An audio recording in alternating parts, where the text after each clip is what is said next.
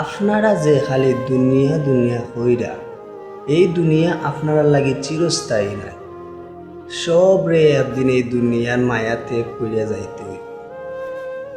তাই আমি হইরাম ভাই, এই দুনিয়ার পিছনে না লাগিয়া আপনি নেক আমল লইয়া কিভাবে খবরে যাইতে পারবা এই চিন্তা করবা।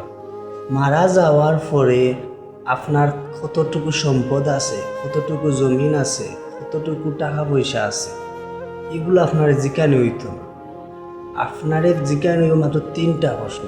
গরিবরে যে প্রশ্ন জিকাইবা, ধনীরেও সেই প্রশ্ন জিকাইবা। তাই হইরাম ভাই, এত চিন্তা করিয়া এ দুনিয়া নিয়া তাইকেন, দুনিয়া কিছুই নাই, সব কিছু রাখিয়া যাইতে হইব এই খবরে। তো আমি এই কথা কইতাম চাইরাম ভাই, আপনারা দুনিয়ার চিন্তা না করিয়া খবরের চিন্তা করুক, মৃত্যুর পরে কি জবাব দিবা এইটুকু চিন্তা করুক। ওকে, আসসালামু আলাইকুম।